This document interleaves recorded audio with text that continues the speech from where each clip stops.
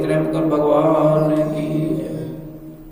आइए भगवान श्रीमद् भागवत का जो पहला श्लोक है, जो भगवान श्री कृष्ण जी की वंदना है,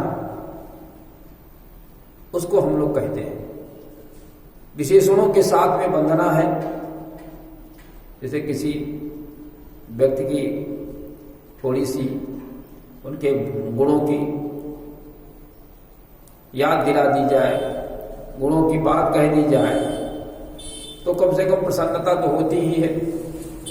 तो भगवान श्री कृष्ण जी ने जो उपकार समाज के साथ में किया है, उनको कहा भी जाए, गाया भी जाए, उससे हमें परमात्मा के प्रति श्रद्धा बढ़ती है, विश्वास बढ़ता है और हमें लाभ भी प्राप्त होता है।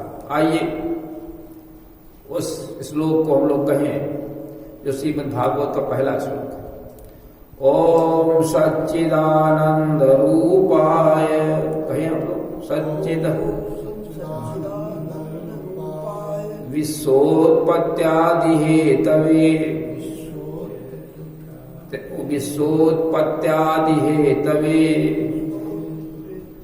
तापत्रय विनाशाय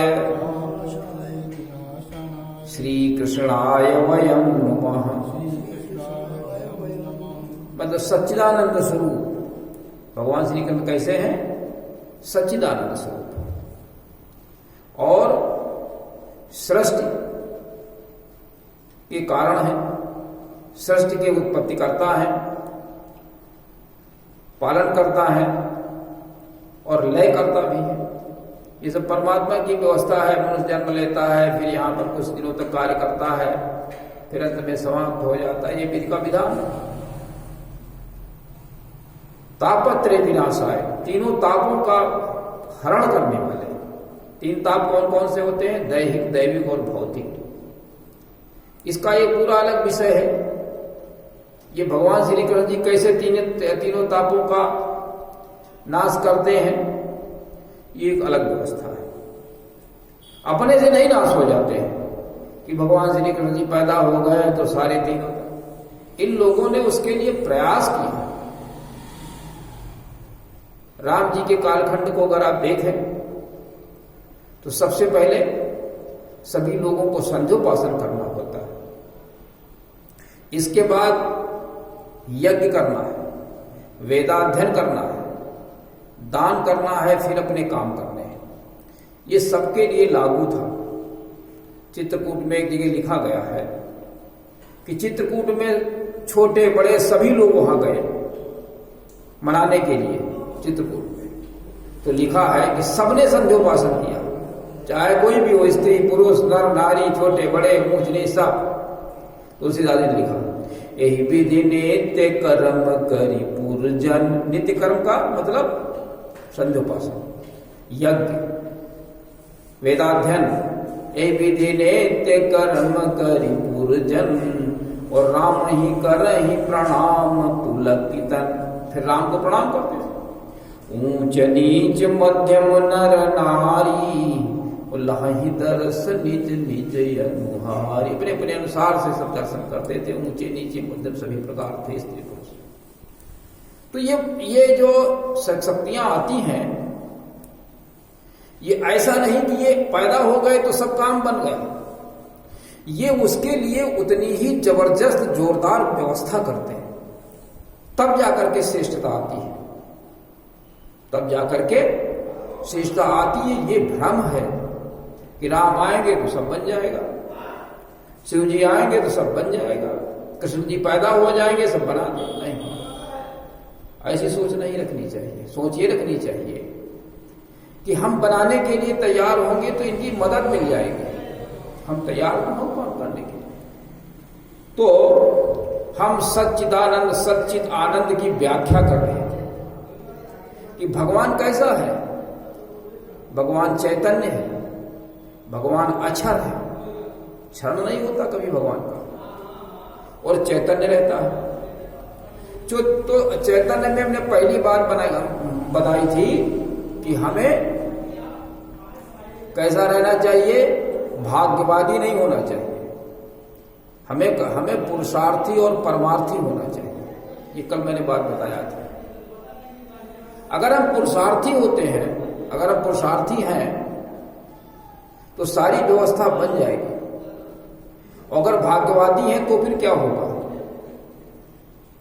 भाग्यवादी व्यक्ति अंत में चोर और भिखारी बन जाता है। ये जो भिखारी जितने घूम रहे हैं किसी भी रूप में हो, ये सब भाग्यवादी हैं। भाग्य के सहारे जिए, काम इन्होंने किया नहीं, धन इकट्ठा किया नहीं, तो अब जब बुढ़ापा आ गया तो पैसा कहां से है? तो फिर क्या करते हैं? वो भिखारी बन जाते हैं या तो चोरी करने लगते हैं। यही उनकी, ये जितना भिखारी आपको दिख रहा है ये सब भाग्यवादी है। 100% भाग्य में लिखा होगा सो होगा। और आप देखें इस बात को कल्पना करके कि जितना भी भिखारी है उससे पूछें तो वो यही कहेगा कि जो भाग्य में लिखा होगा वो भाग्य में हमारे यही लिखा है भीख मांगना, यही कहेगा। वो ये नहीं कहेगा कि हमने काम नहीं किया, काम चोर है। काम चोर कहे तो बिगड़ जाएगा। तो इस प्रकार से तीसरी चीज, दूसरी चीज, नशीले पदार्थों का प्रयोग न करें। ये चैतन्यता के हम बता रहे हैं। इसके बाद तीसरा बिंदु जो आता है चैतन्यता का, ये आता है कि हम सद्गुरु से जुड़ें और साप्ताहिक सत्संग करें। सद्गुरु से जुड़े। अगर आप सद्गुरु से जुड़े नहीं हैं तो आप विकास नहीं कर पाएंगे। जहां के तहां बने रहेंगे, कोल्हू के बैल की तरह से आप वहीं घूमते रहेंगे, आगे नहीं बढ़ पाएंगे।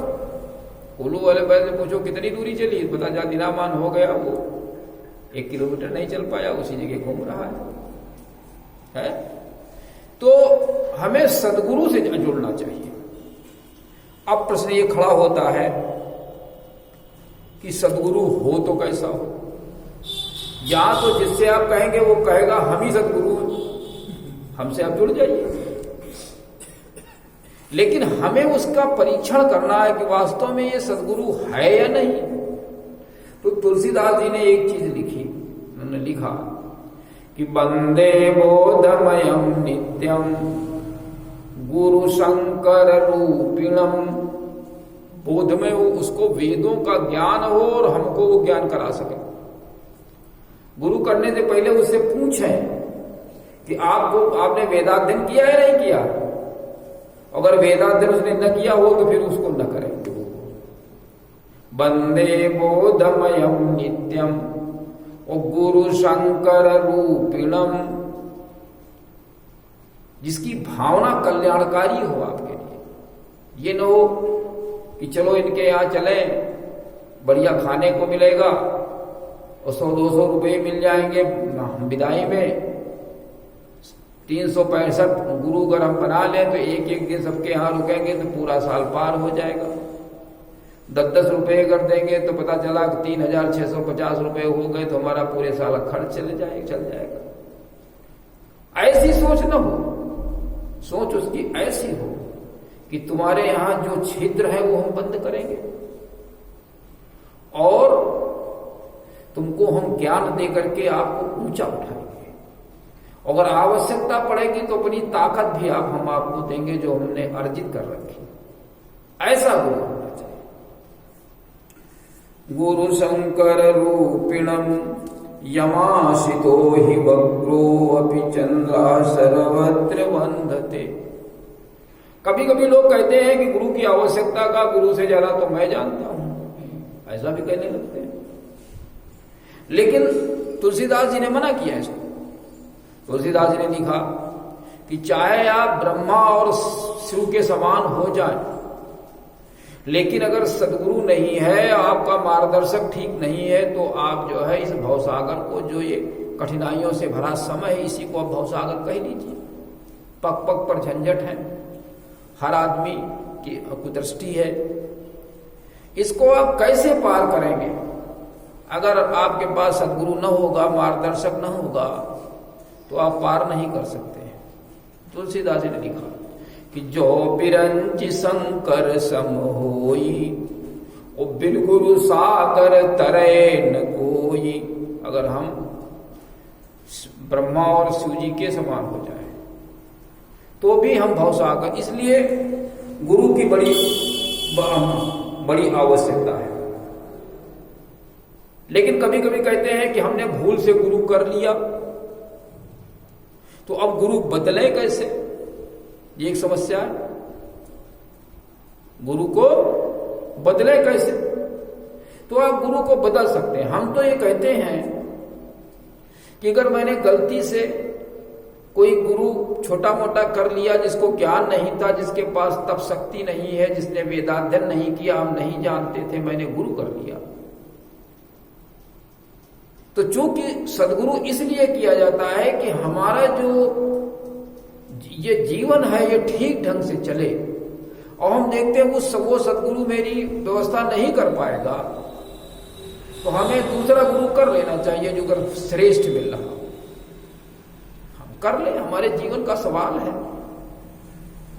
तो हम क्यों नहीं कर सकते हैं सदगुरु को? उसने हमको किसी जाल में फांस लिया, बातें उल्टी सीधी करके और ऊंचा नीचा दिखा करके, तो अब हमें बदल देना चाहिए उसको। बहुत लोग उसी के सहारे बने रहते हैं और वो कुछ नहीं कर पाता है। तो हम दो गुरु कर सकते हैं। भगवान राम ने 2 गुरु किए, भगवान कृष्ण ने 2 गुरु किए, संदीपनी गुरु थे, गर्गाचार्य थे, इधर वशिष्ठ जी थे, विश्वामित्र जी थे। तो हम भी कई गुरु कर सकते हैं, ऐसा नहीं कि हम नहीं कर सकते, करना चाहिए, ठीक है ना। कबीरदास जी कहते हैं, क्या कहते हैं? कबीरदास जी कहते हैं भगवान जो है से बड़ा गुरु होता है। कहते हैं गुरु गोविंद 2 खड़े, ओ काकेला गौ पाए, ओ बलिहारी गुरु आपने जो गोविंद दिया बताए। गोविंद को बताया, बलिहारी है। इसका मतलब ये है कि गुरु का स्थान भगवान से भी बड़ा है। आगे हम चलते हैं। गुरु कितना बड़ा होता है? जैसे कुम्हार क्या करता है? ठोक पीट करके उसको जो है तुम्हारे क्या कहते हैं, ठोक पीट करके मिट्टी को घड़ा बना देता। क्या है ये? गुरु में ताकत है। हमसे आपसे कह दिया जब बना दे, नहीं बना सकते। गुरु कुमार शिष कुंभ है, और गढ़ी गढ़ी काढ़ई खोट, ओ अंतर हाथ सहार दे, और ऊपर मारई चोट। कितनी इंपॉर्टेंस है, कितनी आवश्यकता है सदगुरु की हमारे जीवन में। फिर भी हम लोग गुरु करते नहीं, और ठीक ही नहीं करते। गुरु कैसे मिलते हैं आजकल? देख लीजिए, गुरु जेलों में पड़े हैं, तो कैसे गुरु करें? किसको कर ले? ये तो अपने कोई नहीं संभाल पाए, तो हमें क्या संभालेंगे? बड़ी विडंबना है। तो गुरु का स्थान, गुरु ब्रह्मा गुरु विष्णु गुरुरेव महेश्वरा गुरुरेव परब्रह्म तस्मै श्री गुरुवे नमः। गुरु ब्रह्मा विष्णु महेश तीनों चीजें उसके होती हैं। ब्रह्मा का मतलब यह है कि गुरु जो है वो प्रजनन करने में आपकी मदद करता है। जैसे जब दशरथ के पुत्र नहीं थे तो वो कहां गए? सबसे पहले गुरु के पास गए, गुरु से प्रार्थना की, हमारे पुत्र नहीं है। गुरु ग्रह गय तुरत मई पाला, इसी प्रकार से उन्होंने लिखा। तो गुरु जी ने फिर क्या किया? पुत्रेष्ठ यज्ञ कराया। श्रृंगी ऋषि वशिष्ठ बोलावा, पुत्र काम शुभ यज्ञ कराओ। गुरु जानता है कि कैसे पुत्र पैदा होंगे। सदगुरु, इसका मतलब गुरु जनन करता है। गुरु जनन करता है, गुरु के द्वारा ये चारों बालक पैदा हुए। नहीं, वो तो बुढ़ापा आ गया था, बच्चे नहीं हो पा रहे थे दशरथ के, तो 4 बच्चे पैदा हुए गुरु की कृपा से। गुरु आपको कैसे आपका जीवन यापन हो, कैसे आप श्रेष्ठ आपका परिवार चले, इसके लिए गुरु व्यवस्था करता है। कैसे आप मृत्यु भय से बचें, सारी व्यवस्था ये सदगुरु के माध्यम से होती, इसलिए हमें गुरु जरूर करना चाहिए। आपने गुरु किया नंबरदार? नहीं किया। गुरु आपका है कोई कि नहीं है? आप बता ही नहीं रहे। गुरु आपने किया कि नहीं किया? नहीं किया, कर लिया। अच्छा, ठीक ठीक, तो बहुत अच्छी बात है, ठीक है ना। तो इस प्रकार से गुरु का विशेष रोल है जीवन में, गुरु की विशेष व्यवस्था है। तुलसीदास जी ने सबसे पहले अगर वंदना की तो गुरु की वंदना की। बंदो गुरु पद कंज और कृपा सिंधु नर रूप हरि। गुरु के चरण कमलों की मैं वंदना करता हूं। कृपा का सिंधु, जो कृपा के सिंधु हैं, कृपा के समुद्र हैं, और नर के रूप में हरि है, भगवान स्वयं भगवान के अंदर है। महामोह तम पुंज, जो अज्ञान का ये बहुत बड़ा अंधकार छाया हुआ हमारे जीवन में, महामोह, मोह माने लोग कहते प्रेम, मोह माने क्या होता है? अज्ञान। महामोह तम पुंज, अंधकार का जो पुंज है, घेरा है, महामोह तम पुंज जासु वचन रवि कर निकर। उनके जो वचन है, जो उनका मार्गदर्शन है, वो क्या है? वो सूर्य की किरणों के समान है, अंधकार को भगा देते हैं। जासु वचन रवि कर निकर। तो इस प्रकार से गुरु का स्थान सर्वोपरि है। तो हम सब लोगों को क्या करना चाहिए? गुरु कर लेना चाहिए, सदगुरु करना चाहिए। एक बार राम ने पूछा वाल्मीकि जी से कि हम कहां रहें? चित्रकूट में। इस चित्रकूट जब गए हैं, आप लोग चप्पल अंदर निकालें। चप्पल आप लोग जो है चप्पलों को अंदर निकाल के रखें, नहीं बंदर उठा ले जाएंगे।